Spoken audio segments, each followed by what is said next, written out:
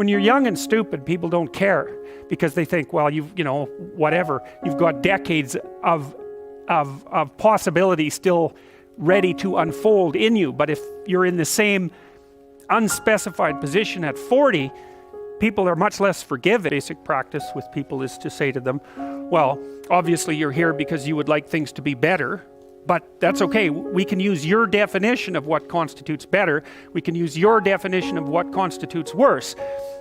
Or we can establish that through dialogue and negotiation. What are you aiming at? How would you like things to be better a year from now, say? If you could have what you wanted, if your life was put together, what would that look like? And you can have a very straightforward discussion with people about that if you're not trying to cram the way that they're orienting the world into your particular perspective. Now, that's one of the dangers of being the adherent of a given psychological school. Now, having said that, it's also, there was research done many years ago showing that if you were an eclectic psychotherapist, which means that you sort of pick and chose from different psychotherapeutic schools, you tended to not be as effective as you were if you were the dedicated adherent of a given school. And I think the reason for that is that there's so many schools of psychological thought that if you say that you pick and choose from all of them, what that really means is that you don't know anything about any of them. And then there's also the additional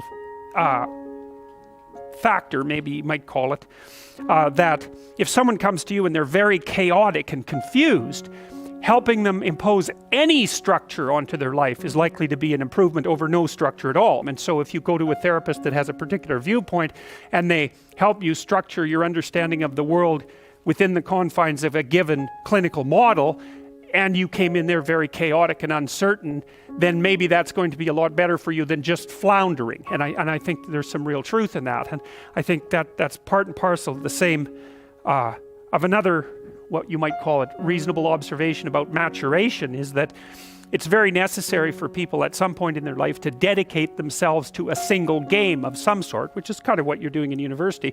You have to become one thing at some point in your life. And the sacrifice, of course, is that you give up all the other things that you could become, but you don't really have a choice, because if you don't decide voluntarily to become one thing, to become a disciplined adherent of some specific practice or profession or viewpoint, then you risk just aging chaotically, and you don't get away with not aging. So you might as well age into something that's actually something, rather than just remaining, or then just becoming an old child, which is really not a good thing. It's not a good thing to see, especially by the time people hit about 40. It's not